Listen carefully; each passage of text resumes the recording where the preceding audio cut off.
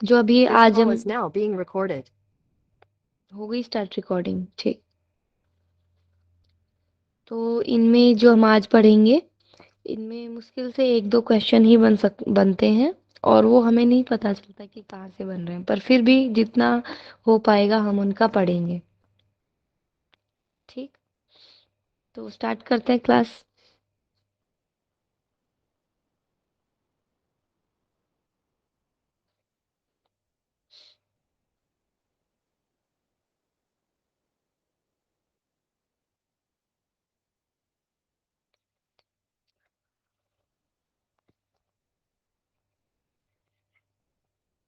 Screen visible है सभी को? यस। ओके, एक सेकेंड।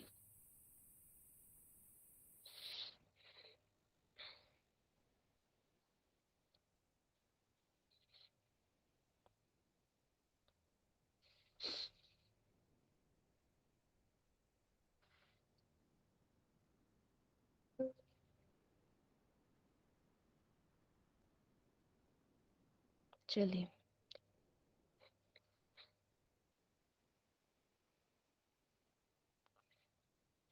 स्टार्ट करते हैं कबीर दास जी का। तो ये हमारे पास ये नोट्स अवेलेबल हैं। तो अभी क्या करेंगे, मैं लाइन वाइज पढ़ूंगी, ठीक है? जो भी लिखना होगा या हाईलाइट करना होगा वो आप लिखिएगा, अपने सभी अपने नोट्स अभी साथ के साथ ही बनाएंगे। ठीक है, किसी को कोई इश्यू है इस चीज में? जी नहीं। जी नहीं।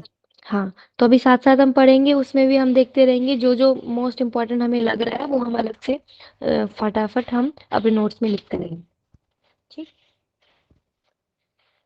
चलिए स्टार्ट करते हैं। संत कबीरदास जी, उनका एक बार हम गायत्री मंत्र कर लेते हैं, सभी कमर गर्दन सीधी करके, दोनों हाथ जोड़ के। ओम भूर्भुवः स्वः तत्सवितुर्वरेण्यं भर्गो देवस्य धीमहि धियो यो नः प्रचोदयात्।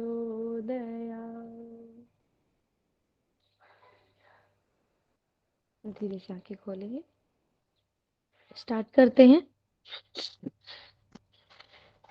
संत कबीरदास जीवन परीक्षा। संत कबीरदास भारतीय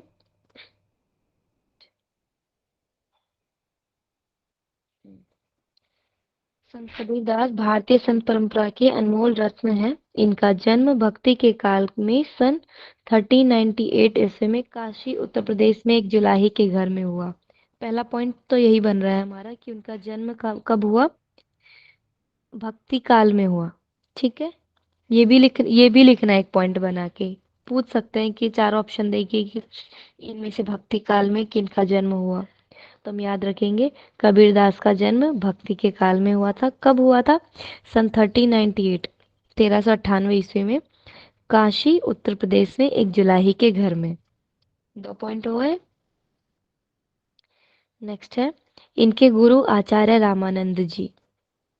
next point, important point, Ramanand ji, इनके गुरु का नाम रामानंद जी। ठीक, इन्होंने जैसे ही रामानंद जी को देखा वैसे ही मन इनको अपना गुरु मान लिया।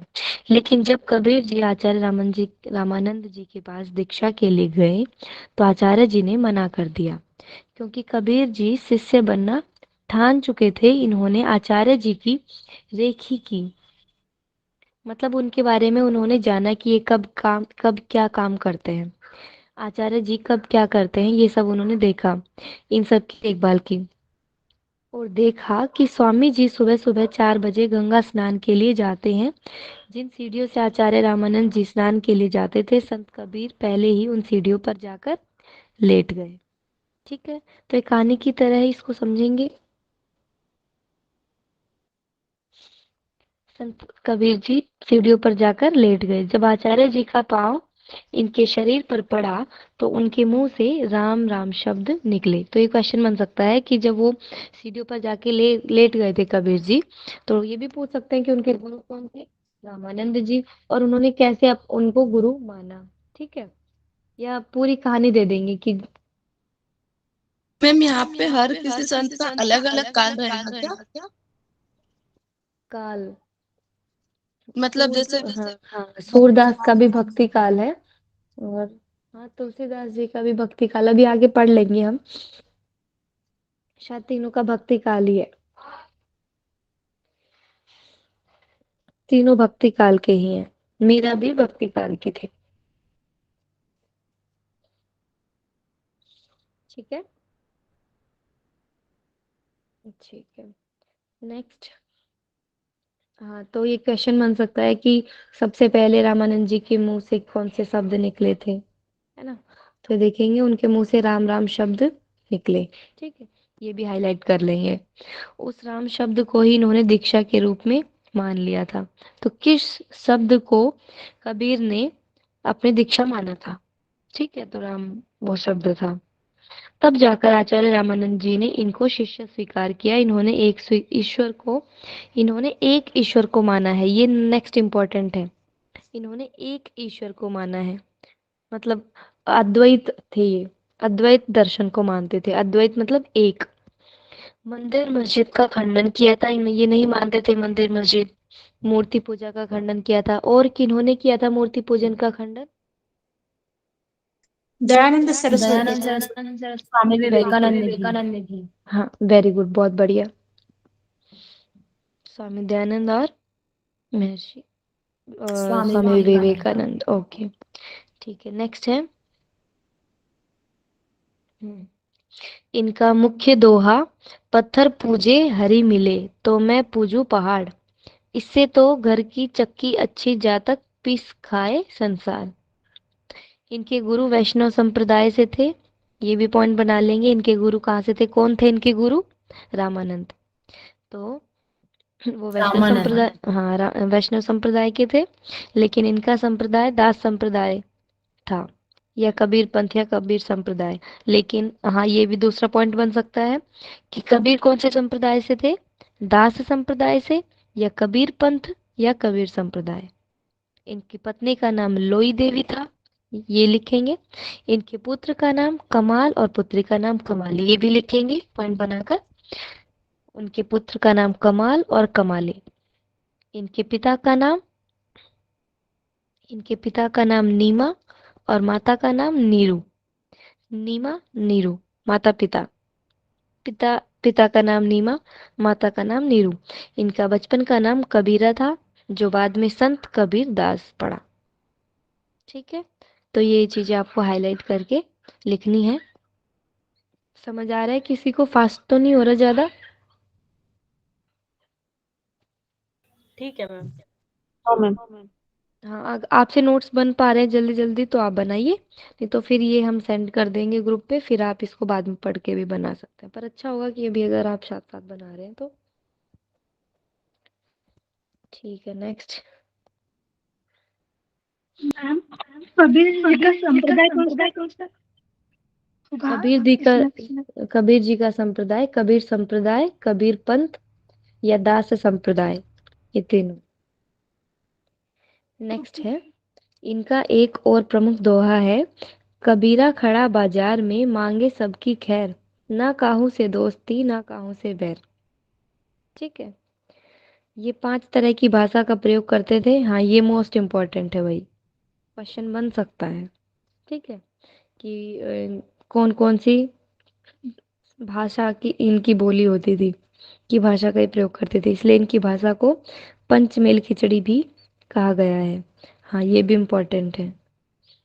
इनकी भाषा को सदुकड़ी बोलते हैं मैम। हाँ सद्दुकड़ी, सही बताया। इसलिए इनकी भाषा को पंचमेल खिचड़ी भी कहा गया है, ये भी इम्पोर्टेंट है। और कौन सी भाषा का प्रयोग करते थे? ब्रिजभाषी, खड़ी बोली, राजस्थानी, अवधी, हरियाणवी। ठीक है, इन्होंने कभी दोहों को नहीं लिखा, कभी कलम नहीं उठाई, बल्कि जब ये दोहे छंद बोलते थे तो इनके अनुयायी लिखते थे। ठीक है, तो ये हम पढ़ लेंगे, हमें पता रहेगा। सन 1518 1518 ईस्वी में इनकी मृत्यु कशगर में हुई। डायरेक्ट ये लिखेंगे इनकी मृत्यु कब हुई, 1518 में। कहाँ हुई, कशगर में। लगभग 120 वर्ष तक का जीवन इन्होंने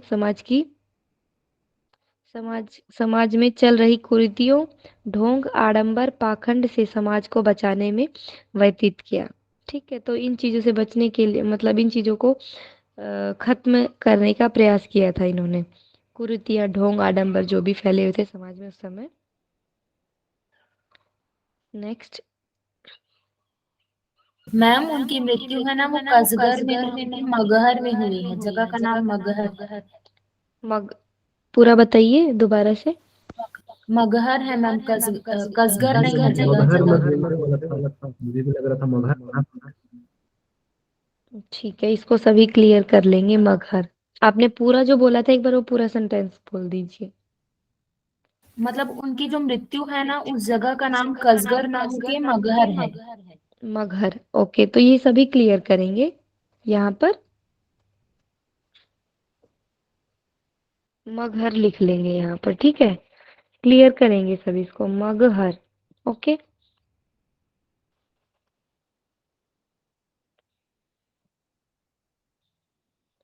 चलिए नेक्स्ट है।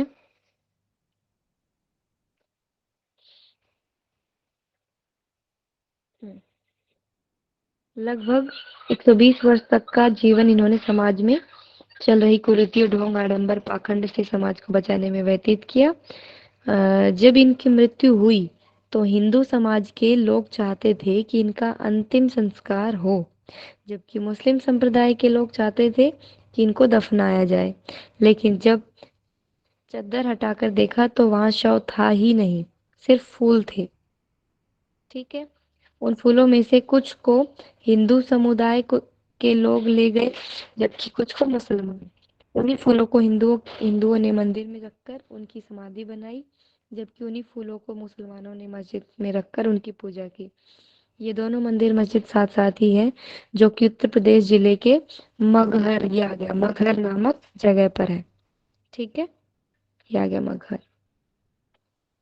तो ये तो पूरी कहानी है, हमें पता चल गया। अब आपने सुनी तो आपको अब दिमाग में रहनी चाहिए कि ऐसा ऐसा हुआ था। इसीलिए ना तो इनको मुस्लिम बोलते हैं, मतलब हिंदू और मुस्लिम दोनों इनको बोला जाता है। काफी इनके अलग अलग मत है, कोई कहते हैं कि मुस्लिम है, कोई कहते हैं हिंदू है। ठीक है। ऐसे बाय बर्थ वो क्या थे, क्या थे? हिंदू या मुस्लिम? अब ये कुछ कह नहीं सकते, और ऐसे क्वेश्चन आएंगे भी नहीं एग्जाम में। और मैंने इनकी वो बुक पढ़ी थी, तो मतलब कई बुक पढ़ी थी, तो उनमें अलग अलग बताया गया है। जन्म भी इनका अलग अलग बताया है। किसी ने कुछ कहा है, किसी ने कहा है यहाँ से ये हुए थे, पर मोस्टली जो मिला है वो मैंने बताया। ठीक है, अब इनके नाम से तो मुस्लिम ही लग रहा है इनका, और आप अपनी राय दे सकते हैं। और किसी को कोई डाउट है इसमें अभी तक जो हमने पढ़ा है कबीर जी का परिचय में?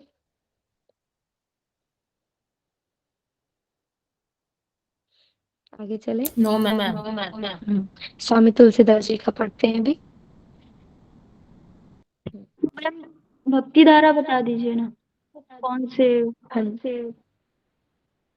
हाँ जी, भक्ति काल।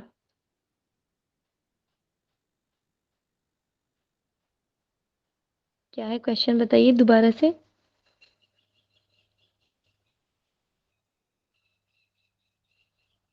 चलिए आगे चलते हैं। भारतीय संत कौन से भक्त? ठीक है, आप हम बाद में लेंगे क्वेश्चन, ठीक है। अभी ये मैम पूरा हाँ। ये गो और स्वामी अलग अलग नहीं, एक ही साथ आएगा, और गो में एक ही मात्रा आएगी। ये सिर्फ स्वामी तुलसीदास है।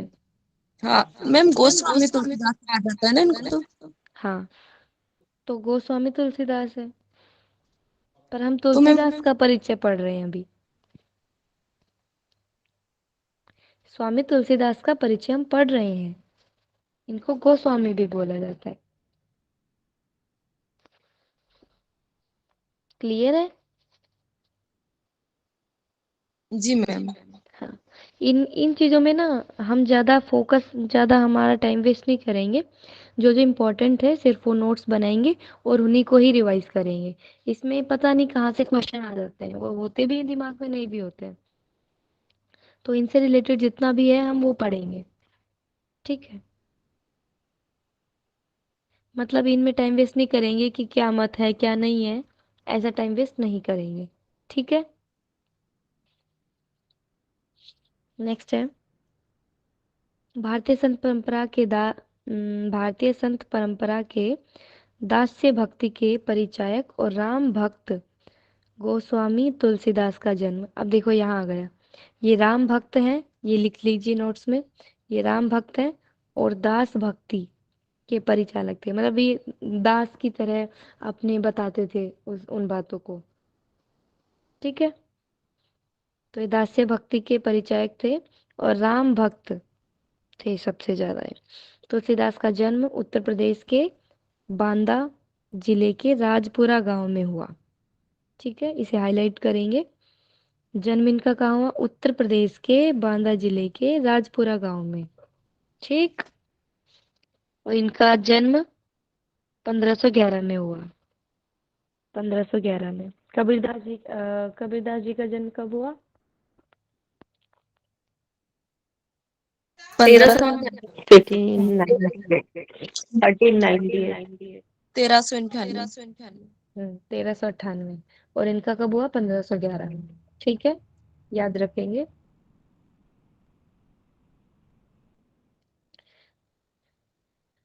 तो ये हाईलाइट कर लेंगे 2-3 पॉइंट। इनके पिता का नाम आत्माराम दुबे था, हाईलाइट करेंगे।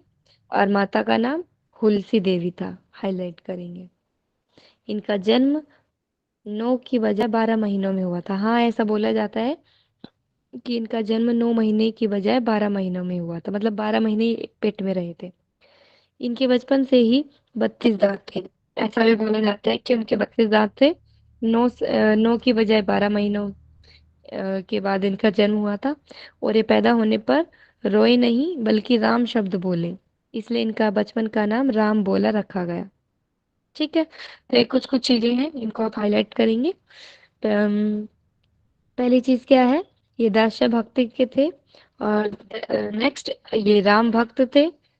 और इनका जन्म उत्तर प्रदेश के बांदा जिले के रामपुरा गांव में हुआ, 1511 में हुआ।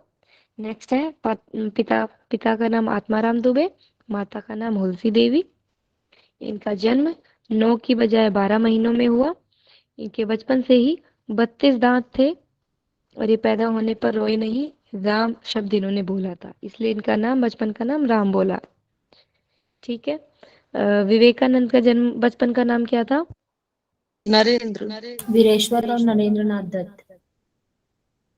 नरेंद्र नाथ दत्त था शायद, वीरेश्वर भी था। तुलसीदास का माता का नाम क्या लिखा है? हुलसी देवी। विवेकानंद का नाम, बचपन का नाम नरेंद्र नाथ दत्त था, ठीक है। नेक्स्ट,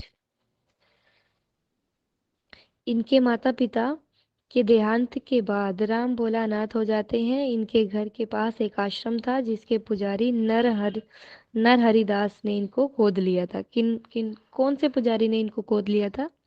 नरहरिदास ने, और अपने आश्रम में रखा। नरहरिदास ने इनको वेद दर्शन अध्यात्म की शिक्षा दी। नरहरिदास ने इनको किन की शिक्षा दी? वेद दर्शन अध्यात्म की शिक्षा दी। वेद दर्शन अध्यात्म की शिक्षा स्वामी तुलसीदास को किन्होंने दी? नरहरिदास ने, ओके। और इनका नाम राम बोला से गोस्वामी, ये काट रखा है, इनका नाम राम बोला से तुलसीदास रखा, ठीक है। तो राम बोला से तुलसीदास नाम किन्होंने रखा? नरहरिदास पुजारी ने, ठीक है। ठीक है, आगे चलते हैं। वाराणसी में शिष्या नामक गुरु के पास हिंदी साहित्य की पढ़ाई शुरू की। वाराणसी में शिष्या नामक गुरु के पास हिंदी, अच्छा, तुलसीदास ने शिष्या नामक गुरु के पास हिंदी साहित्य की पढ़ाई की, ठीक है। लगभग 16 वर्ष तक हिंदी साहित्य का अध्ययन किया, 16 वर्ष तक इन्होंने हिंदी साहित्य का अध्ययन किया। इसके बाद वापस राजपुरा आकर कथावाचक का कार्य शुरू किया। ये वापिस से फिर राजपुरा आ गए थे, मतलब जो इनका जन्म स्थान था जहाँ वो रहे थे। शुरू कथावाचक का कार्य शुरू कर देते हैं। एक दिन तुलसीदास जी कथा कर रहे थे तो किसी सज्जन की नजर इन पर पड़ी और वो स्वामी जी के पास शादी का निमंत्रण लेकर गए और कहा कि आप मेरी कन्या से शादी कर लें, जिसको स्वामी जी खुशी खुशी स्वीकार किया और शादी हो गई। पत्नी के प्रेम में इतने आसक्त, मतलब बहुत ज्यादा वो थे प्रेम में, अपनी पत्नी के प्रेम में बहुत ज्यादा थे, इतने आसक्त थे हो गए कि एक पल भी दूर नहीं रह पाते थे। इसके कुछ समय पश्चात इनको एक पुत्र की प्राप्ति होती है। एक बार पत्नी कुछ काम से मायके चली गई। रातों रात नदी को पार करते हुए तुलसीदास ससुराल पत्नी से मिलने पहुंच गए। पत्नी ने दरवाजा खोला और कहा कि इतनी भी क्या जल्दी थी जो एक रात भी नहीं रुक सके। ये शरीर हाड़ मांस का पुतला था।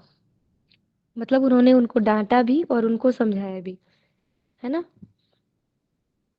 नेक्स्ट तो एक कहानी है, सुनते रहेंगे, इसमें तो हम कुछ याद नहीं रखेंगे। जितना प्रेम तुम इस शरीर से करते हो, अगर इतना ही प्रेम राम नाम में लगा दो तो तुम्हारा जीवन सफल हो जाएगा। ठीक है, तो उन्होंने उनको पहले डांटा और फिर उनको समझाया कि ये जो शरीर है वो हार्ड मास का बना हुआ है। अगर आप इतना आसक्त अगर आप राम नाम से हो तो आपका जीवन सफल हो जाएगा। इतना सुनते ही स्वामी जी वापस चल दिए और संन्यास लेके चित्रकूट के, अब यहाँ से इनकी लाइफ में बदलाव आ गया। कहाँ चले गए ये? चित्रकूट के 80 घाट पे तपस्या करने लगे। ठीक है, तो ये क्वेश्चन बन सकता है कि वो मतलब जब उनकी पत्नी ने उनको बोला तो वो कहाँ चले गए, संन्यास लेकर कहाँ चले गए थे? चित्रकूट के 80 घाट पर तपस्या करने चले गए थे। पत्नी पुत्र सब कुछ त्याग कर भक्ति में लीन हो गए थे और संन्यास जीवन व्यतीत किया। लगभग 2 वर्ष, महीने, 26 दिन के अथक प्रयास से सबसे उत्कृष्ट रचना रामचरितमानस की रचना की।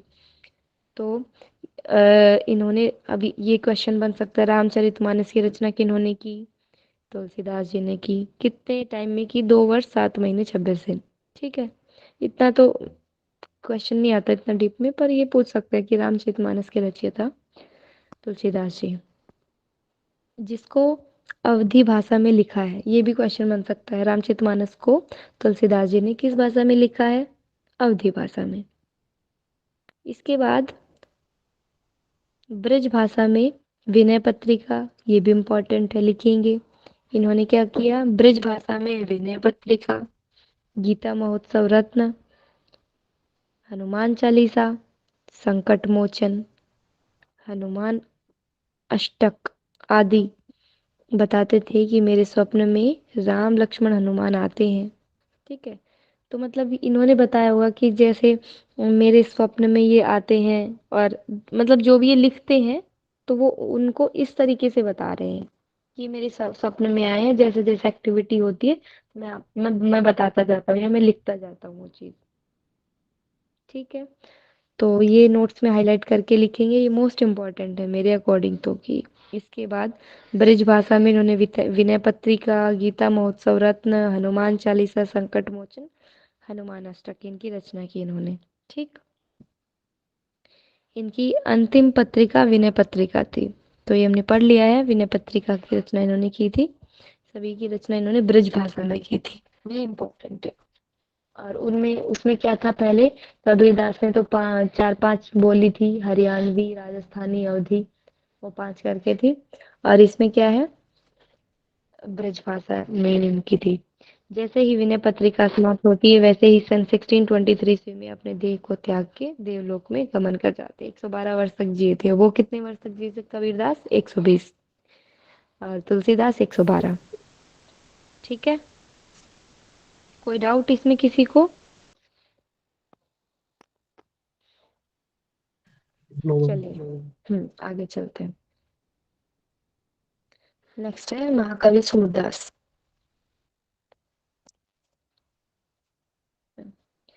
सूरदास पहले ऐसे भारतीय संत हुए जिनको महाकवि की उपाधि प्राप्त हुई है। तो ये क्वेश्चन बन सकता है, महाकवि की उपाधि किन्हें दी गई? तो महाकवि सूरदास। ठीक है, इसको इन इन इन चीजों को याद रखेंगे, ऐसे डायरेक्ट क्वेश्चन आ जाते हैं।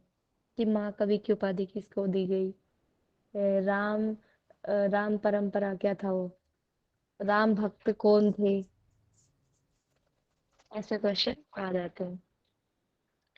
जिनको महाकवि की उपाधि प्राप्त हुई है सन 1478 ईस्वी में रामदास सारस्वत के घर, फादर का नाम आ गया है, पिता का नाम रामदास सारस्वत के घर एक बेटा पैदा हुआ जो जन्म से ही अंधा होता है। हाँ, ये जन्म से भी अंधे होते हैं। ये भी क्वेश्चन बन सकता है कि जन्म से अंधे कौन से कवि थे, महाकवि थे? तो सूरदास। इनका जन्म रोनकता नामक गांव में हुआ। तो सभी पॉइंट बनाएंगे। सबसे पहले तो यही हो गया कि इनको महाकवि की उपाधि प्राप्त हुई। 1478 में इनका जन्म हुआ।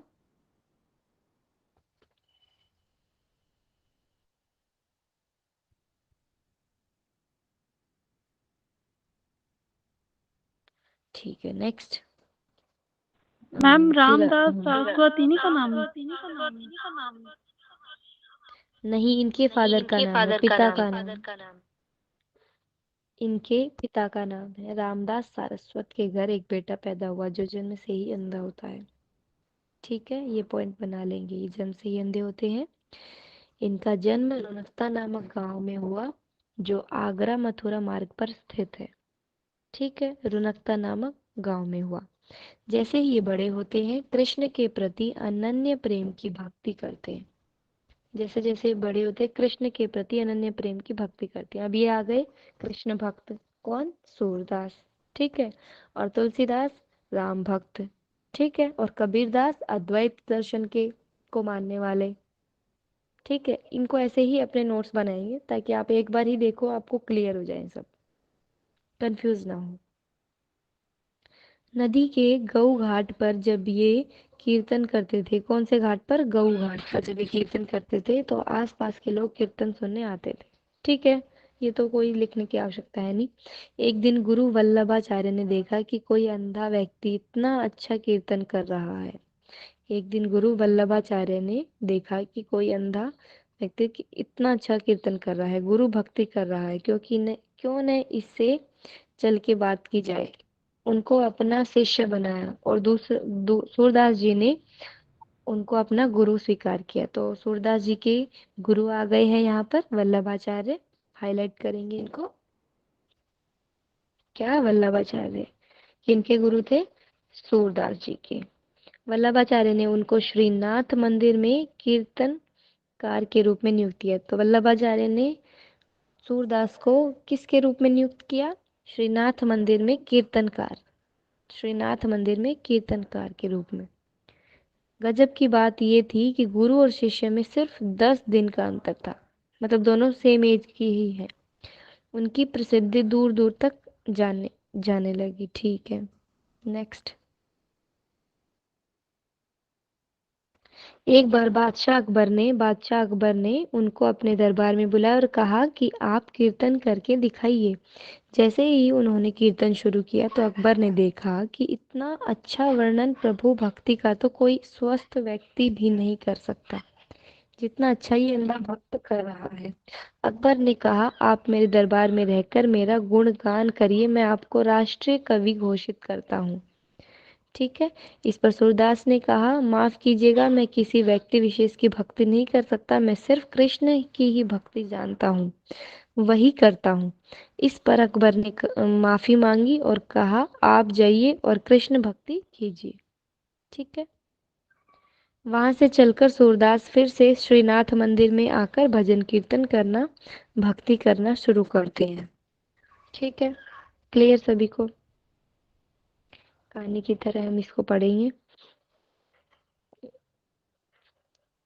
भक्ति करना शुरू करते हैं। दास्य भक्ति का सबसे उत्कृष्ट उदाहरण महाकवि सूरदास है।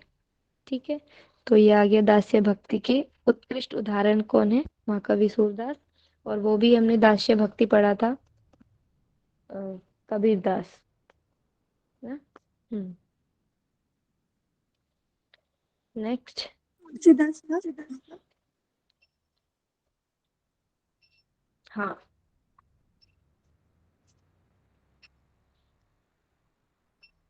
नेक्स्ट है जब से कीर्तनकार नियुक्त हुए मरते दम तक वहीं पर कीर्तन किया।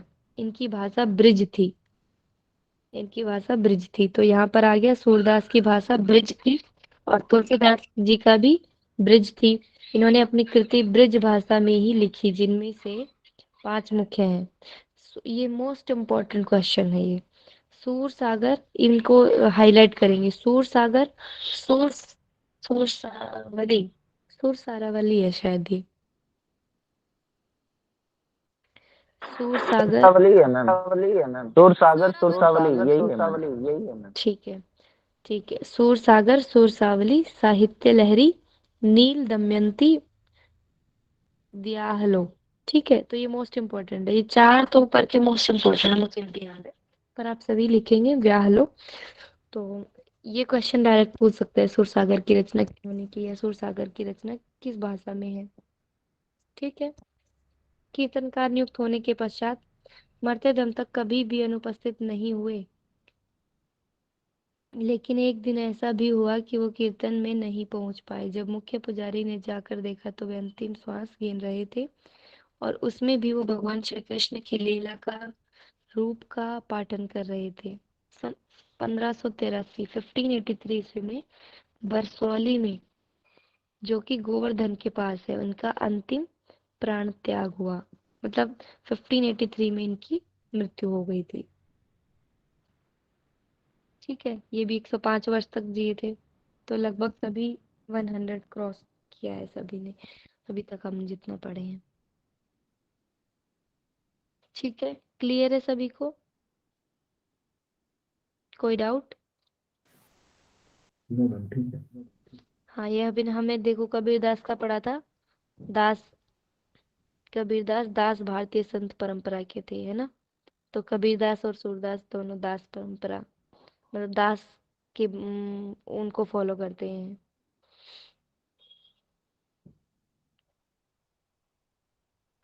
ठीक है, क्लियर सभी को? अभी हमारे एक बच गए हैं, पतंजलि और गोरक्षनाथ जी। उसमें भी पतंजलि का तो वही है जो हमने पूरा योग दर्शन में आ ही जाता है पतंजलि का। फिर भी जो एक दो इम्पोर्टेंट पॉइंट होंगे वो मैं आपके साथ साथ साझा करूंगी, और उसके साथ साथ गोरख संहिता हम डिस्कस करेंगे कल। अब मैम और आज ही किसी को करवाएंगे। डाउट? आज इतना ही करेंगे हम। मैम वो भी करवा ही दीजिए।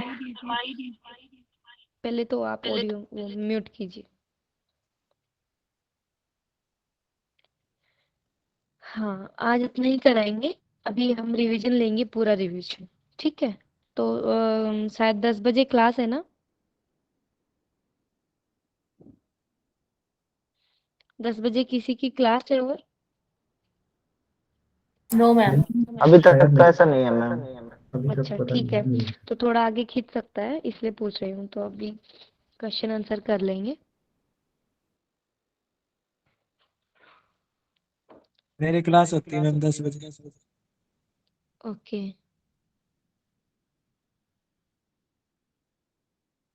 चलो देखते हैं।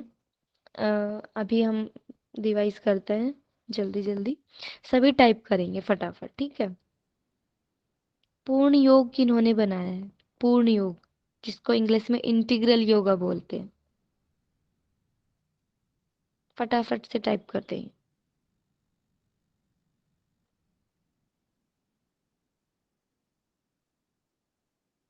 Very good, Shri Aurobindo Ghosh. Very good. Next है क्रिया योग किन्होंने बनाया है? क्रिया योग किन्होंने बताया है? क्रिया योग किन्होंने बताया है? किसने बताया है?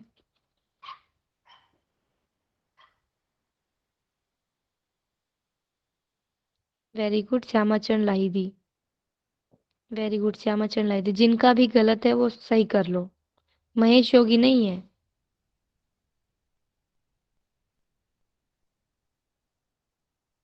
ठीक है। Shyamacharan Lahiri, very good. श्री अरविंद घोष ने एक एग्जाम पास किया था जो ब्रिटिश के जमाने में बहुत ही उच्च स्तरीय का था। कौन सा एग्जाम था वो? कौन सी परीक्षा पास की थी? वेरी गुड, आईसीएस की। कौन सा स्थान प्राप्त किया था इन्होंने उसमें? 11वां स्थान, बहुत बढ़िया। 11वां, 13th कौन लिख रहा है? चलिए नेक्स्ट। वंदे मातरम पत्रिका का प्रकाशन किसने किया? वंदे मातरम पत्रिका का प्रकाशन।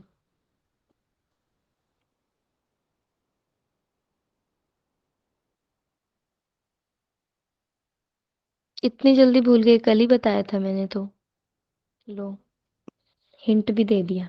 अरविंद घोष। हाँ, वेरी गुड, अरबिंदो घोष।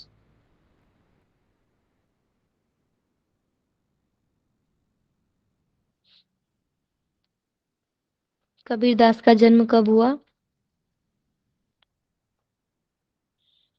कबीरदास का जन्म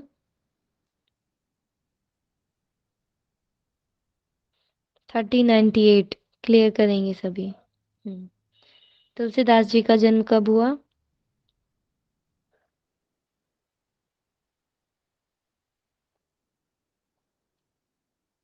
वेरी गुड, 1511, 1511।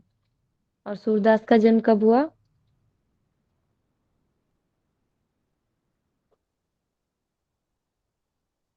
Very good, 1478। बहुत बढ़िया, 1478। नेक्स्ट क्वेश्चन है, श्यामाचंद लाहिड़ी का दानापुर से तबादला हुआ था, कहाँ हुआ था? जल्दी से टाइप करेंगे।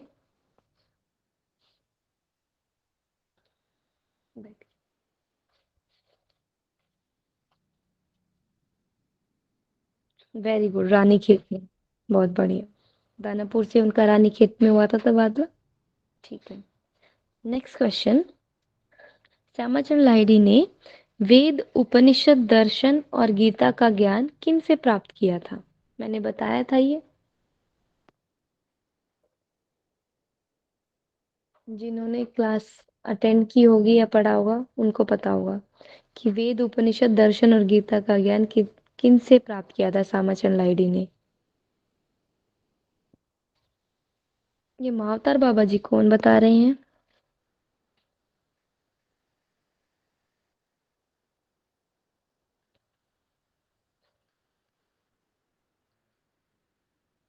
अभी नोट्स में जाके देखिएगा।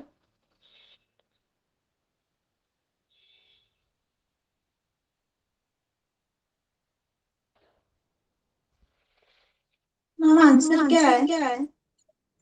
हाँ, आरुषि शर्मा जी का ठीक है, नागोली भट्ट। नागोली भट्ट ने वेद, उपनिषद, दर्शन और गीता का ज्ञान श्यामाचंद लाहिड़ी को दिया था। ठीक है, क्लियर करेंगे। इनका जन्म और मृत्यु 1828 से 1895, 1828 से 1895। किनका? श्यामाचंद लाहिड़ी का। Okay, clear. ठीक, नेक्स्ट है,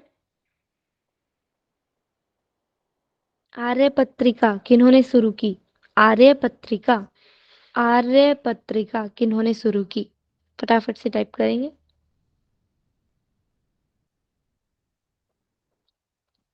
वेरी गुड, श्री अरबिंदो घोष ने। किसके बारे में थी ये? किन के ऊपर थी? मतलब किस चीज को लेके? क्या था इसमें, आर्य पत्रिका में? दर्शन के बारे में। वेरी गुड, दर्शन के ऊपर आर्य पत्रिका थी ये। बहुत बढ़िया। नेक्स्ट है, कर्म योगिनी भी इन्होंने ही लिखी थी पुस्तक। किस लैंग्वेज में लिखी थी कर्म योगिनी? फारसी, उर्दू, इंग्लिश, हिंदी? कर्म योगिनी, वेरी गुड, कर्म योगिनी इंग्लिश में लिखी थी। और धर्म और सुप्रभात, धर्म बुक जो थी वो बंगाली में लिखी थी। ठीक है, और सुप्रभात पत्रिका किस में लिखी थी? सुप्रभात बंगाली। हाँ, ओके, नाइस, वेरी गुड। तो इनको सभी को एक उसमें नोट्स में अच्छे से हाईलाइट करके लिखेंगे। आर्य पत्रिका, दर्शन के ऊपर थी, कर्मयोगिनी इंग्लिश में थी, धर्म बंगाली में थी और सुप्रभात भी बांग्ला बांग्ला में थी। ठीक है, मैम धर्म वाली आपने क्या बोला, इंग्लिश में या बंगाली में, बंगाली। और इनके मैम एक बार वो जी, धर्म पत्रिका वाला फिर से रिवाइज करो, रिपीट कर दो। मैम, एक बार पूरा रिपीट कर दीजिए। आर्य पत्रिका कौन सी में थे? आर्य पत्रिका 1914 1914 में इन्होंने स्टार्ट किया था, जो दर्शन के ऊपर थी, दर्शनों के ऊपर थी। और इसी में एक टॉपिक था, आपको मैंने कल भी बताया था, इसमें एक शीर्षक था इसी पत्रिका में, synthesis of yoga, the synthesis of yoga. उसी में ही हर मंथ में वो उसी शीर्षक में डालते थे पूर्ण योगा के बारे में, इंटीग्रल योगा के बारे में। कल मैंने बताया था। तो यहाँ से भी क्वेश्चन बन सकता है कि इंटीग्रल योगा के बारे में वो अपनी आर्य पत्रिका में डालते थे, क्या शीर्षक था या कौन सी पत्रिका में डालते थे। तो आर्य पत्रिका में डालते थे द सिंथेसिस ऑफ योगा, उसका शीर्षक था। और किसके बारे में डालते थे? पूर्ण योगा, इंटीग्रल योगा के बारे में। ठीक है, नेक्स्ट कर्मयोगिनी बुक जो थी इन्होंने इंग्लिश में लिखी थी। धर्म बुक जो थी, धर्म, वो इन्होंने बंगाली में लिखी थी। सुप्रभात इन्होंने बंगाली में लिखी थी। ठीक है, दो इनके प्रमुख शिष्यों का नाम कौन कौन सा था? हैंड रेस करेंगे इसमें, बताएंगे, महेश जी बताएंगे। मीरा अल्फास चंपक वेरी गुड, चंपक लाल जी और मीरा अल्फसा। मीरा अल्फसा को बाद में क्या मतलब सब क्या बोलते थे? श्रीमा। ठीक है, वेरी। नेक्स्ट है मोस्ट इम्पॉर्टेंट क्वेश्चन, मैम ये किनकी पूरी शिष्य पूरी हैं? संभावना एग्जाम के लिए। क्या? चंपक अली, चंपक लाल और सीमा, ये किसका लेखक हैं? किनके शिष्य थे? चंपक लाल और मीरा अल्फसा बहुत ही मतलब इम्पोर्टेंट, मतलब इनके शिष्य थे, अरविंद घोष के ओके मैम। शिष्य थे, जो जो मोस्ट इनके करीबी थे। इन्होंने मौन साधना शुरू कर दी थी 12-12 साल तक की, कल मैंने बताया था। तो उसमें सिर्फ ये दो ही पर्सन थे जो इनके रूम में जा सकते थे। ठीक है, नेक्स्ट है दयानंद को महर्षि दयानंद को सन्यास की दीक्षा किसने दी? महर्षि दयानंद को सन्यास की दीक्षा दीक्षा किन्होंने दी? टाइप करेंगे, फटाफट से टाइप करें। महेश जी का आंसर आ गया है, पूर्णानंद।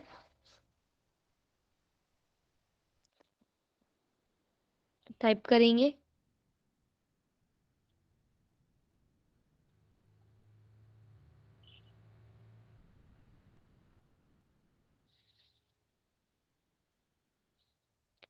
और किसी को भी नहीं पता? अच्छा, विवेकानंद भी है इनका, इसका आंसर मुझे नहीं पता था। अच्छा ठीक है, अभी ये क्लियर करेंगे। दयानंद को, महर्षि दयानंद को सन्यास की दीक्षा पूर्णानंद सरस्वती ने दी। पूर्णानंद सरस्वती ने दयानंद को सन्यास की दीक्षा दी। ठीक है, क्लियर करेंगे इसको, सभी हाईलाइट करेंगे। मेरी आवाज तो क्लियर आ रही है ना सभी को? जी मैम। नेक्स्ट क्वेश्चन है दयानंद के आध्यात्मिक गुरु कौन थे? दयानंद के, महर्षि दयानंद के आध्यात्मिक गुरु, टाइप कीजिए।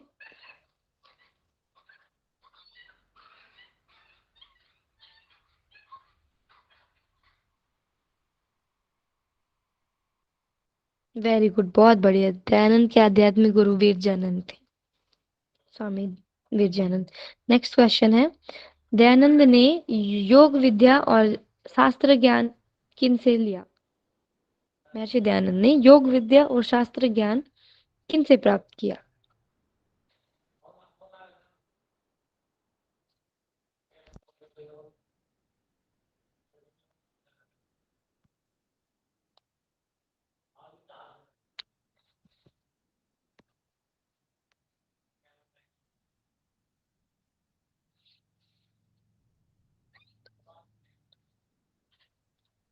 महंत कर्मानंद,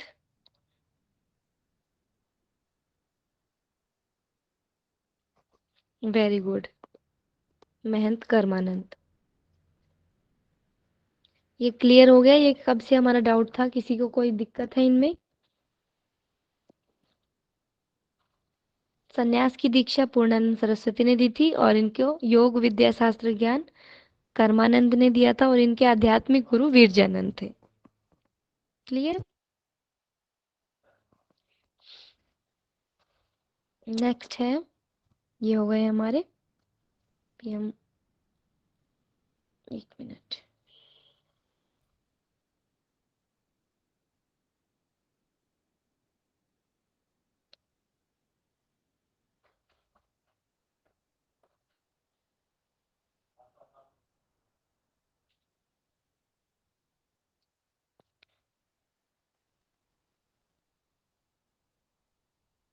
नेक्स्ट क्वेश्चन है, श्यामाचरण लाहिड़ी के मुख्य शिष्य कौन थे? मैंने बताया था, 3-4 का नाम बताया था। हैंड रेज करेंगे, इसमें इतना लिखना नहीं है, हैंड रेज करेंगे।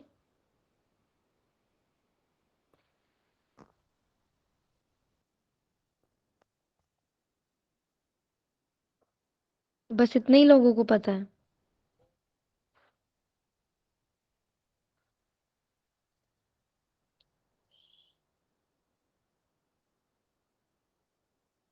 पूजा जी बताएंगे, पूजा जांगड़ा। युक्तेश्वर गिरी, केशवानंद और परम। हाँ, युक्तेश्वर गिरी, केशवानंद और प्रणवानंद।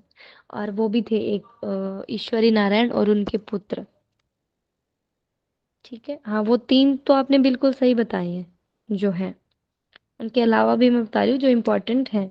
युक्तेश्वर गिरी, केशवानंद और प्रणवानंद और ईश्वरी नारायण और उनके बेटे प्रभु नारायण। क्लियर है सभी को? ठीक है। एक बार बताइए। दोबारा बताना मैम। युक्तेश्वर गिरी, केशवानंद और प्रणवानंद, ये मैंने बताए थे तीनों पहले भी, इनके मुख्य प्रमुख शिष्य।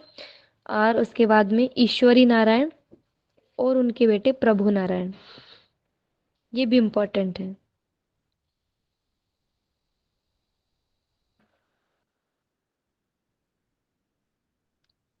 नेक्स्ट, इसके सन्यासी थे ये?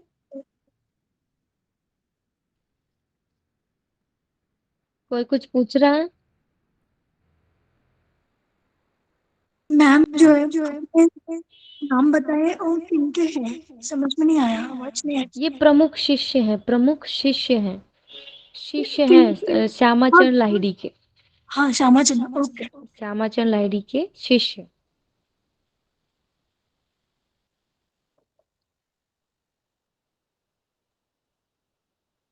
नेक्स्ट क्वेश्चन, श्यामाचरण लाहिड़ी ने क्रिया योग के कितने प्रकार बताए हैं? टाइप करेंगे, टाइप करेंगे फटाफट। और अगर किन्हीं को याद है तो वो हैंड रेज करके ऑडियो ऑन करके बताएंगे। 7 प्रकार बताए हैं मैंने। बताइए। मूल क्रिया, मंत्र योग, लय योग,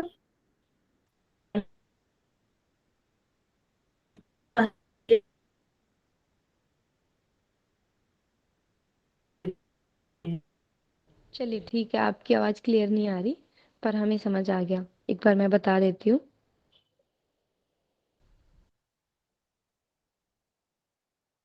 प्रथम क्रिया मूल क्रिया, दीक्षा के समय यही प्रदान की जाती है। उसके बाद में ओमकार क्रिया, जिसे मंत्र योग भी कहते हैं। तीसरा है ठोकर क्रिया, जिसे लय योग बोलते हैं। फिर है कंठ क्रिया, फिर है स्थिर वायु क्रिया, फिर 6 है स्थिर वायु क्रिया और 7वीं है सहस्त्रार क्रिया, सहस्त्रार क्रिया। ठीक है। मैम एक बार मैम एक बार और रिपीट कर दीजिए प्लीज। दोबारा चलिए repeat कर मैं देना। वो पीछे का वो दिखा देती हूँ आपको, 1 मिनट शेयर कर देती हूँ, शेयर्स।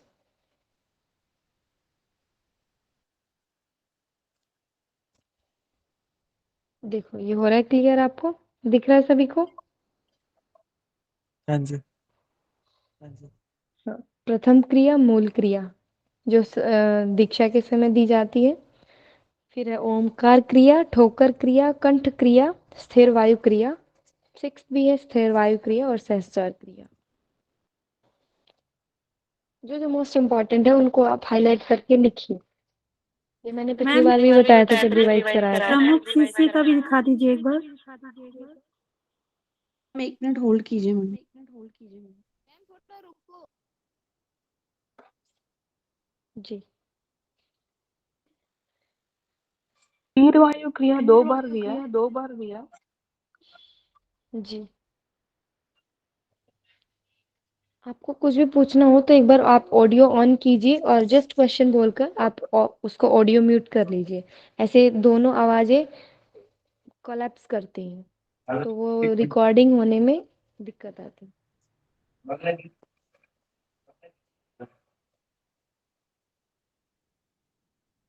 हो गया ये नेक्स्ट।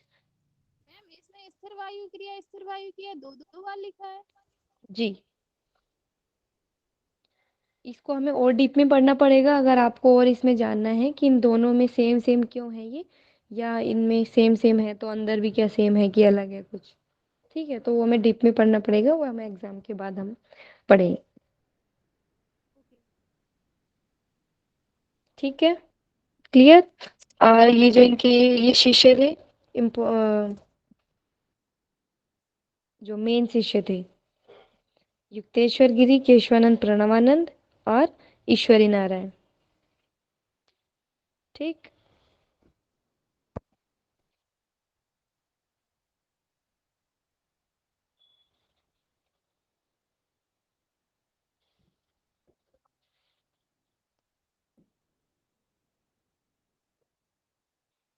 आ गया है समझ। दिखाना है, स्क्रीनशॉट लेनी है। जी जी जी एक मिनट, ये है वैसे उसमें पीडीएफ में है।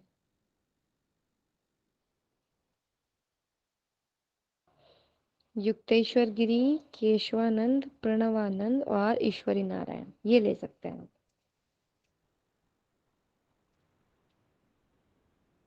क्लियर है सभी को। आगे चलें। जी मैम। आज हमने क्वेश्चन आंसर का रखा था सीरीज पर, अब वो बन गया है रिवीजन का। चलो कोई नहीं ठीक है। मैम आज रिवीजन नेक्स्ट है। करवा दो, कल पूछ लेना। अच्छा जी ठीक है। महर्षि दयानंद योगा अकेडमी अभी पढ़ेंगे हम तिरुमलाई कृष्णमाचार्य। ठीक है रिवाइज कर रहे हैं। इनका जन्म 1888 1888 में और मृत्यु इनकी 1989 में।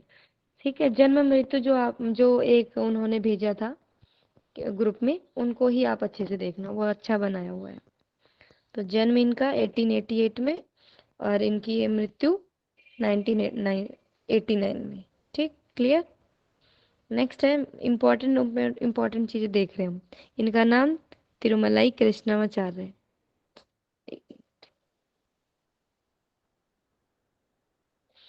तिरुमलाई कृष्णमाचार्य है। जन्म 1888 में। जन्म स्थान कर्नाटक में, दक्षिण भारत में, चित्रदुर्ग जिला। पिता तिरुमलाई भट्टाचार्य, माता रंगनायकी अम्मा। अब याद होगा आपको मैंने बताया था एक तो इनके दो गुरु थे जिनमें एक थे तिरुमलाई भट्टाचार्य इनके फादर। ठीक नेक्स्ट है इनकी मृत्यु हो गई 89। और योग पद्धति विन्यास कर्म योगा ये इम्पोर्टेंट है। अरविंद घोष का हो गया पूर्ण योग इंटीग्रल योग। श्यामाचंद लाहिड़ी का हो गया क्रिया योग। एंड नेक्स्ट है तिरुमलाई कृष्णमाचार्य का विन्यास कर्म योग मोस्ट इम्पोर्टेंट। नेक्स्ट ये इम्पोर्टेंट है, ये आयुर्वेदिक चिकित्सक भी थे। आधुनिक योग का जनक कहा जाता है इनको। आधुनिक योग का जनक ये कोरोना के जस्ट बाद जो आया था उसमें था शायद ये क्वेश्चन, या पता नहीं मैंने और कोई एग्जाम दिया होगा उसमें था, पर ये मैंने पढ़ा था आधुनिक योग का जनक। नेक्स्ट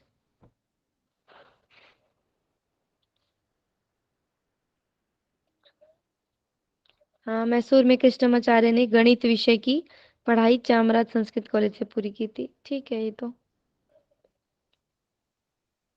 हाँ ये देख लेंगे। यहाँ इन्होंने ब्रह्मश्री शिव कुमार शास्त्री से तर्कशास्त्र और संस्कृत विषय का ज्ञान प्राप्त किया था। किसका? संस्कृत और तर्क का। किन से? ब्रह्मश्री शिव कुमार शास्त्री से। नेक्स्ट, इसके साथ ही कृष्णाचार्य ने ब्रह्मश्री त्रिलिंग राम शास्त्री, ये इतना नहीं है इम्पोर्टेंट। इन्होंने कौन सा योग दिया था? विन्यास कर्म योग, विन्यास कर्म योग।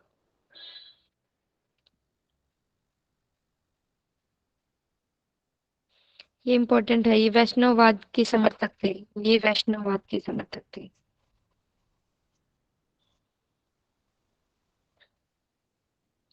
नेक्स्ट क्वेश्चन मोस्ट इम्पोर्टेंट, ये जो है सन 1934 में 1934 में कृष्णाचार्य ने योग मकरंद नामक पहली पुस्तक लिखी थी, जो मैसूर यूनिवर्सिटी ने प्रकाशित की थी। किसने प्रकाशित की थी? मैसूर यूनिवर्सिटी ने। क्या नाम था बुक का? योग मकरंद। किसने लिखा था? टी कृष्णाचार्य ने। कब लिखी थी? 1934 में। ठीक, या कब प्रकाशित हुई थी? 1934 में।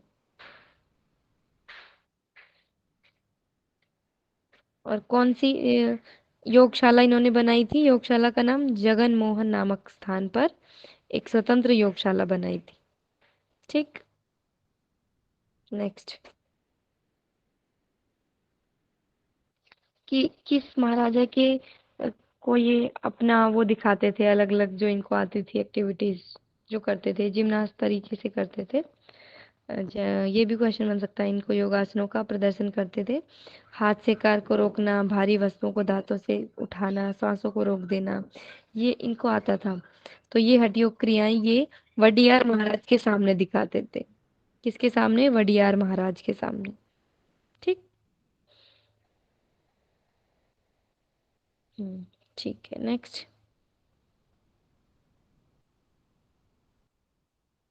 नेक्स्ट है कृष्णाचार्य की योग शिक्षा पतंजलि योग सूत्र और योग याज्ञवल्क्य पर आधारित थी। ठीक, नेक्स्ट, की मृत्यु आ गई। ये इनकी मृत्यु 1985 में हुई थी।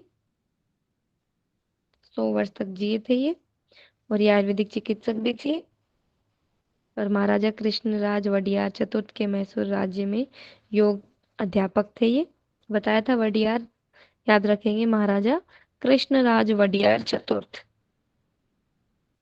ठीक, नेक्स्ट, ये इनके प्रमुख शिष्य थे, जिसमें मोस्ट इंपॉर्टेंट है BKS अयंगर के पट्टाभी जॉइस।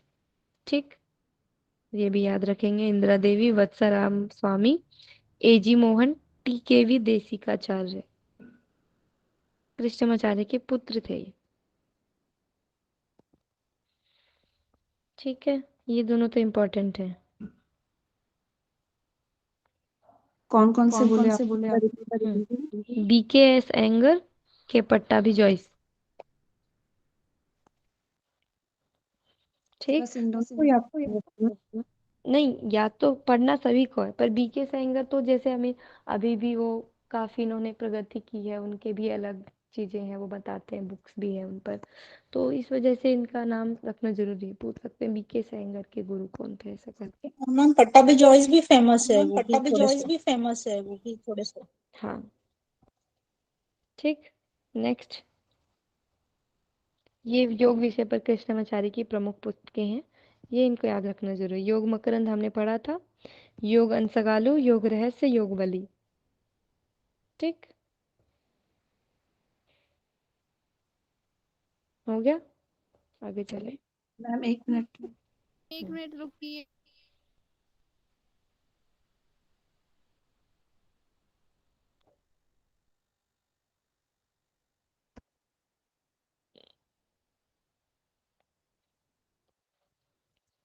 चलिए नेक्स्ट, स्वामी शिवानंद सरस्वती, जन्म इनका 1887 में और मृत्यु इनकी 1963 में।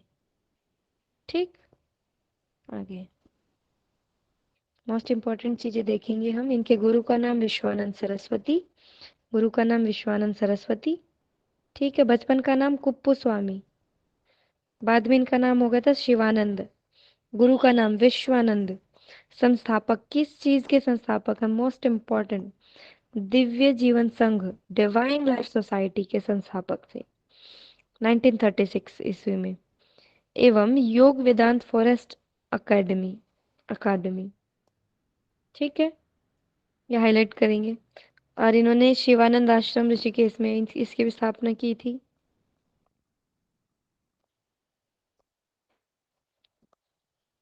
उसके अलावा 1947 में ऑल वर्ल्ड साधु फेडरेशन की स्थापना की थी। ऑल वर्ल्ड साधु फेडरेशन।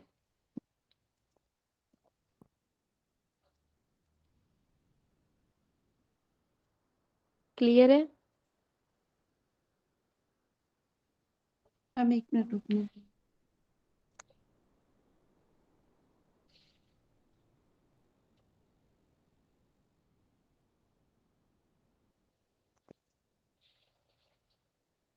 ये तो इम्पोर्टेंट है, इसको याद रखेंगे। दिव्य जीवन संघ, जिसे इंग्लिश में डिवाइन लाइफ सोसाइटी कहते हैं।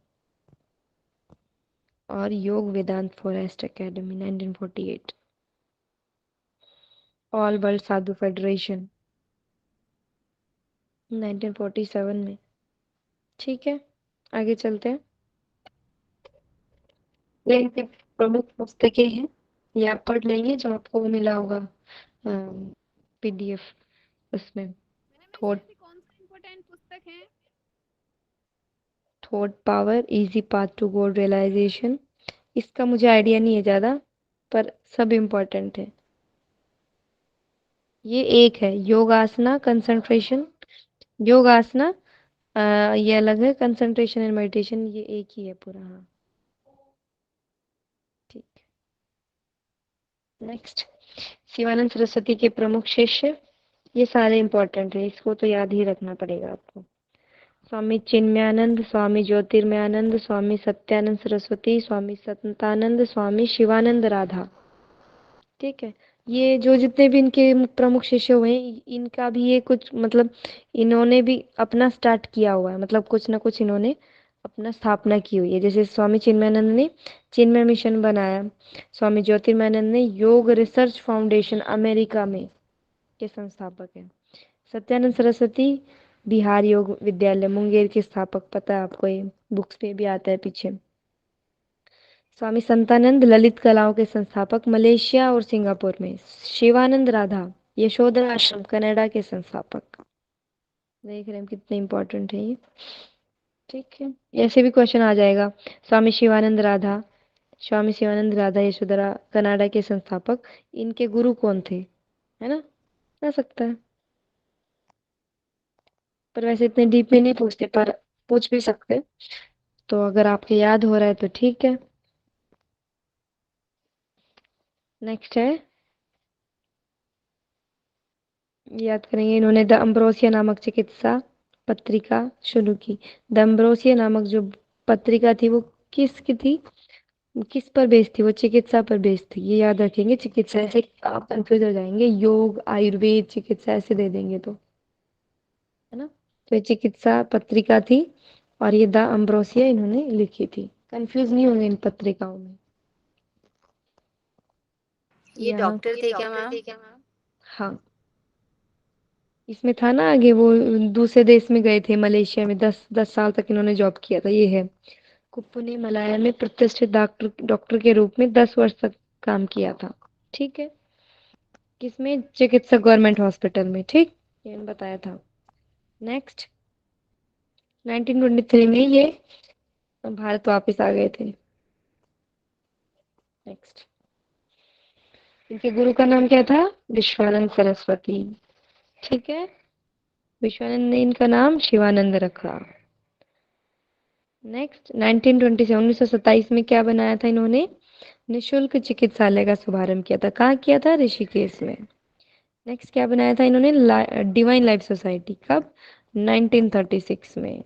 ठीक है, और 32 में शिवानंद आश्रम की स्थापना की थी ऋषिकेश में।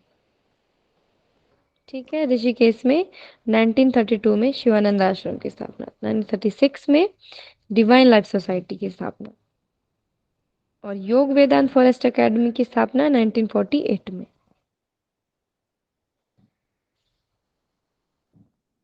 ठीक है, इसको देख लेंगे आप सिर्फ अभी। फटाफट से आपको पता चल जाएगा। जब आप ये नोट्स जो पीडीएफ देखेंगे तो उसमें लिख लेना फटाफट आप। नेक्स्ट है महर्षि महेश योगी 1918 में जन्म हुआ था, 2008 में इनकी मृत्यु हुई थी। 1918 2008। इनका वास्तविक नाम क्या था? महेश प्रसाद श्रीवास्तव। ठीक है। कहाँ के रहने वाले थे? छत्तीसगढ़, राजिम शहर के पांडुका गांव में। गुरु ब्रह्मानंद सरस्वती। और इससे पहले हमने क्या पढ़ा था? शिवानंद सरस्वती। उनके गुरु का नाम क्या था? बताइए। विश्वानंद सरस्वती। Vishwanand Saraswati, very good. सत्यानंद सरस्वती, विश्वानंद सरस्वती। महर्षि महेश योगी, ब्रह्मानंद सरस्वती। अब इसको याद कैसे रखोगे? जो महेश योगी हैं इन्होंने ब्रह्म को देखा या ब्रह्म को जाना, तो ब्रह्मानंद सरस्वती। ठीक है। नेक्स्ट, दर्शन अद्वैत वेदांत संस्थापक। ये भी अद्वैत वेदांत को मानते थे और उसके संस्थापक थे। क्या नाम था? Transcendental meditation movement, global country of world peace, most important. ठीक है। ट्रांसेंडेंटल मेडिटेशन के बारे में किन्होंने बताया? महर्षि महेश योगी ने। और कौन सा इन्होंने मूवमेंट स्टार्ट किया था? Transcendental meditation movement, global country of world peace. इसका हेडक्वार्टर कहाँ था? नीदरलैंड में, है ना। और इनकी मृत्यु भी नीदरलैंड में हुई थी, हमने पढ़ा था। सन 1975 में महर्षि महेश योगी ने स्विट्जरलैंड में महर्षि यूरोपियन रिसर्च यूनिवर्सिटीज की स्थापना की थी। ये भी याद रखेंगे। महर्षि यूरोपियन रिसर्च यूनिवर्सिटीज की स्थापना किन्होंने की थी? महर्षि महेश योगी ने। कब की थी? 1975 में। कहाँ की थी? स्विट्जरलैंड में की थी। ठीक है। एक टीवी चैनल भी बनाया था इन्होंने नीदरलैंड में। क्या नाम था? वेद विजन, वेद विजन। ठीक है। और इसमें क्या था? इसका प्रसारण 144 देशों में 22 भाषाओं में होता था। ओके, ठीक है। वर्तमान में क्या है? महर्षि विद्या मंदिर स्कूल 16 राज्यों में चल रहे हैं। भारत के 16 राज्यों में चल रहे हैं महर्षि विद्या मंदिर स्कूल, जिसकी स्थापना महर्षि महेश ने 1995 में की थी। ठीक है। नेक्स्ट है महर्षि महेश योगी ने 150 से अधिक देशों में 500 स्कूल और 4 बड़े विश्वविद्यालयों की स्थापना की। ठीक है, तो याद रखेंगे हम। फिर इनके गुरु कौन थे? गुरु ब्रह्मानंद सरस्वती। ठीक है। इसी दौरान इनको भावातीत ध्यान, इसको ट्रांसेंडेंटल मेडिटेशन को हिंदी में भावातीत ध्यान बोलते हैं। ठीक है, आगे चलते हैं। ये हो गया, ये इंपॉर्टेंट है। महर्षि महेश की किताब 30 ईयर्स अराउंड द वर्ल्ड। ठीक है।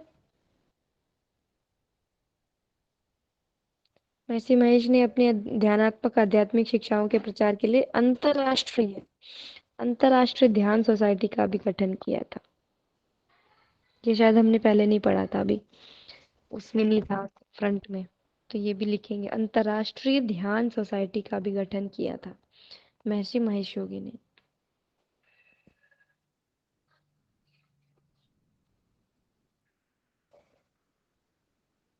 नेक्स्ट है द साइंस ऑफ बीइंग और आर्ट ऑफ लिविंग पुस्तकों को 15 विदेशी भाषाओं में प्रकाशित किया था इन्होंने। ठीक है। नेक्स्ट है सीम्स की स्थापना की थी इन्होंने 1966। इन्होंने बहुत सारी चीजें स्थापना की थी, तो इनका जो पीडीएफ है एक बार आप उनको फिर से एक बार रिवाइज करेंगे। ठीक है। जिसने भी नोट्स नहीं बना रखे हैं इनका, तो वो नोट्स बनाएंगे अच्छे से। सीम्स की स्थापना भी इन्होंने की थी, स्टूडेंट्स इंटरनेशनल मेडिटेशन सोसाइटी। ठीक। अभी समय कम है तो आप फटाफट इनको रिवाइज कीजिए बस। शॉर्ट शॉर्ट में नोट्स बनाओ, अगर नहीं बने तो उसको रिवाइज करो, हाईलाइट करो। ये मोस्ट इम्पोर्टेंट चीज है, क्योंकि ये तो बताओ। The science of being and the art of living. Okay What okay is okay. the mean? महर्षि महेश ने सन 1964 में science of being and art of living पुस्तकों को 15 विदेशी भाषाओं में प्रकाशित किया था। ये बुक्स थी उनकी, science of being and art of living. उन्होंने राम मुद्रण चलाई थी। जी राम मुद्रण। हाँ, इन्होंने राम मुद्रा भी चलाई थी। सही कह रहे। ये कौन तो सी मोस्ट मुद्रा? इम्पोर्टेंट है। राम मुद्रा, नीदरलैंड में ना। ये नहीं। जी। अब अभी भी चलती है क्या वो? महेश जी बताएंगे तो। नहीं, मेरे को पता नहीं। हाँ, पर मतलब उस समय नेदरलैंड जाके हम्म, देखना पड़ेगा वो। मैम नीदरलैंड बोला ना हाँ जी। नीदर क्या चालू किया था मैम? आवाज नहीं आ रही। आज सबकी आवाज डबल क्यों आ रही है? आप एक बार बोलकर आप ऑडियो म्यूट कर लीजिए करें। मैम एक बार आप लीव हम करो वही ना, तो करते हैं। आपके यहाँ से हो रहा शायद। ऐसा है। अब ये ऐसे ही लग रहा है मेरी तरफ। चलो ठीक है, मैं एक बार फिर से करती हूँ लीव करके।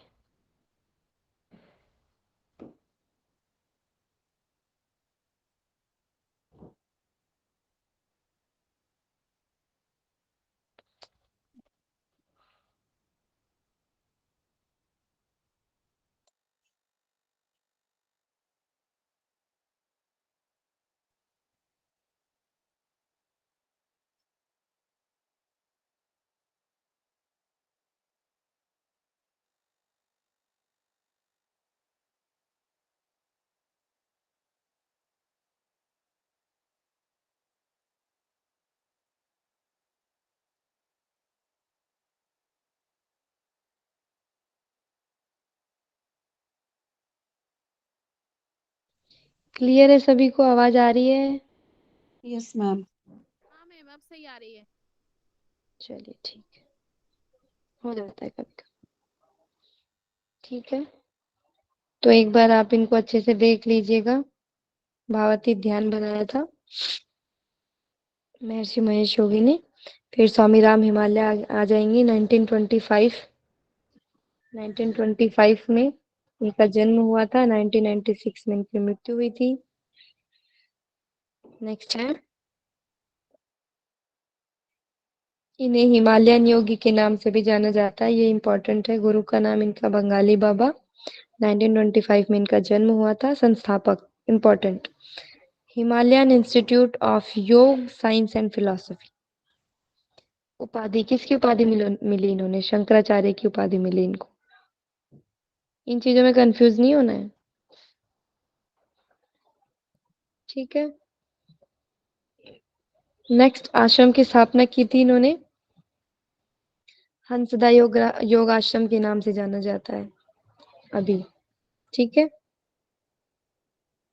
नेक्स्ट, ऋषिकेश में साधना मंदिर ट्रस्ट की स्थापना की थी इन्होंने।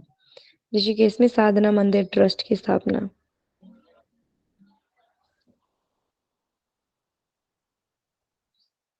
नेक्स्ट, जो हमें पता है ना, ये हिमालयन, ये जो है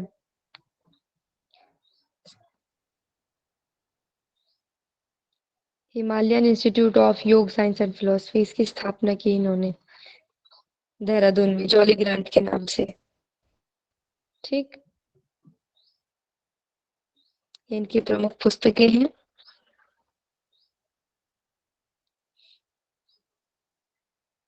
ये इनका ध्येय वाक्य भी याद एक बार देख लेंगे आप,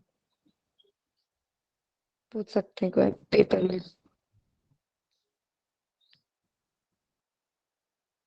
ठीक है। पंडित श्री राम शर्माचार्य जी, इनका जन्म 1911 में, 1911 में, मृत्यु 90 में, ठीक। पत्नी का नाम श्रीमती भगवती देवी शर्मा, माता दान कुंवारी, पिता पंडित किशोर कुमार शर्मा, नाम पंडित श्री राम शर्माचार्य जी, अन्य नाम श्री राम, गुरुदेव, वेद मूर्ति, युग ऋषि, गुरु जी। संस्थापक अखिल विश्व गायत्री परिवार। मोस्ट इंपॉर्टेंट क्वेश्चन, किसके संस्थापक हैं? अखिल विश्व गायत्री परिवार के संस्थापक। इनके गुरु सर्वेश्वरानंद जी, सर्वेश्वरानंद जी। ठीक है। ब्रह्म वर्चस्व शोध संस्थान की स्थापना की थी इन्होंने 1979 में। ठीक है। नेक्स्ट, इनके अनुसार जीवन साधना ही योग है। चित्त की चेष्टाओं को बहिर्मुखी बनने से रोककर उन्हें अंतर्मुखी बनाना ही तथा आध्यात्मिक चिंतन में लगाना ही योग है। ठीक। हाँ, ये इम्पोर्टेंट है। इन्होंने योग साधना को प्रज्ञा योग साधना कहा है। मतलब इन्होंने प्रज्ञा योग साधना एक अलग साधना बनाई है। ठीक है। ऐसे क्वेश्चन पूछ सकते हैं, जैसे अभी हमने बताया था ट्रांसेंडेंटल मेडिटेशन, इंटीग्रल योगा, पूर्ण योगा, क्रिया योग, इसी तरीके से इन्होंने भी प्रज्ञा योग साधना बताई है। अभी आया हुआ है क्वेश्चन की प्रज्ञा योग किसने दिया है? हाँ,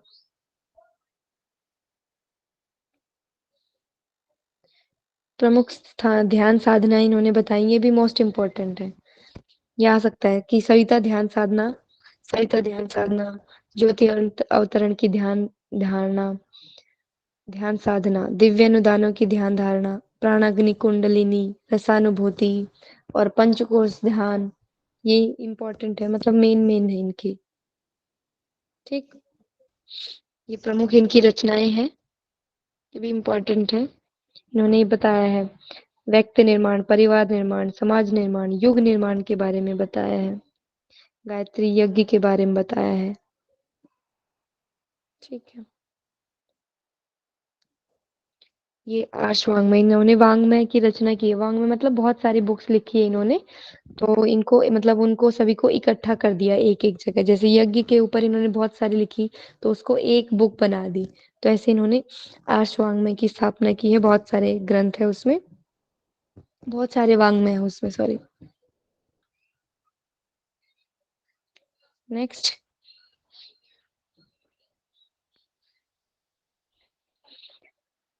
गायत्री मंत्र की दीक्षा और यज्ञोपवीत संस्कार इनका मदन मोहन मालवीय जी ने कराया था। ठीक है। और अखंड ज्योति की पब्लिकेशन नामक पत्रिका का इन्होंने स्टार्ट किया था, ये भी इम्पोर्टेंट है। अखंड ज्योति अभी भी चलती है ये, अखंड ज्योति नामक पत्रिका इन्होंने स्टार्ट की थी। और क्या बताया था इन्होंने, विचार क्रांति अभियान, प्रज्ञा अभियान, इनके बारे में बताया था। और अखिल विश्व गायत्री परिवार के संस्थापक है ये। ठीक। ये इनकी बुक्स हो गई, प्रेरणादायक साहित्य हो गए इनके, इन्होंने जो जो लिखे हैं। ठीक, क्लियर है सभी को? कोई डाउट?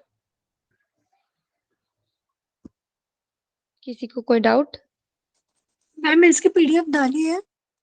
ये पीडीएफ भेजा है ग्रुप पे, और इसके इनके शॉर्ट भी भेजे हैं सभी को, कि एक एक मतलब सभी का एक एक करके भी बनाया हुआ है, वो भी सेंड किया हुआ है। मैम पूरा क्लियर है सभी को? मैम पूरा एक साथ भेज दिया आपने पीडीएफ? हाँ, पूरा भी भेजा हुआ है, एक बार फिर से भेज देंगे। हाँ मैम चलिए। ठीक है। ठीक है मैम। तो कल गोरक्षनाथ का हम देख लेंगे एक बार, और फिर हम योग वशिष्ठ स्टार्ट करेंगे। या फिर अगर क्योंकि हमने रिवाइज तो अच्छे से कर लिया है। ठीक है। जो इम्पोर्टेंट है वो भी बता दिया है। ठीक है। चलो अभी एक बार हैंड रेज करेंगे, बताएंगे दक्षिणामूर्ति का अवतार किन्हीं कहा जाता है? दक्षिणामूर्ति का अवतार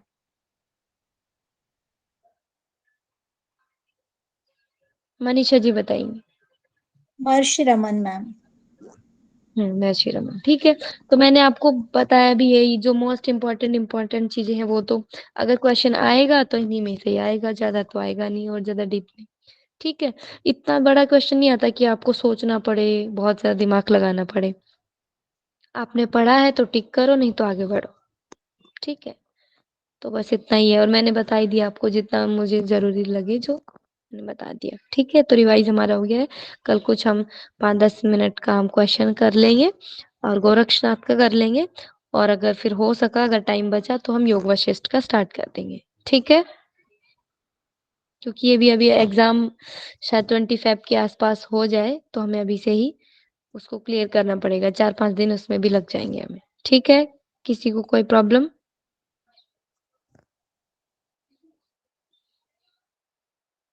और स्कूल के बारे में इसी में ही हो गया या अलग से पढ़ेंगे? क्या? जो स्कूल्स है ना वो भी तो आते हैं ना फर्स्ट यूनिट में। मैं सर से पूछ लूंगी एक बार, अगर विश्वविद्यालय मुझे के बारे बताना में होगा। हाँ स्कूल जैसे ऐसे इन लोगों के बारे में भी है ना यूनिट में। ठीक है, मैं पूछ के बता दूंगी, अगर मुझे पढ़ाना होगा तो मैं वो भी पढ़ाऊंगी आपको। ठीक है, प्रणाम सभी को। Thank you ma'am. Thank you ma'am. You too all, thank you.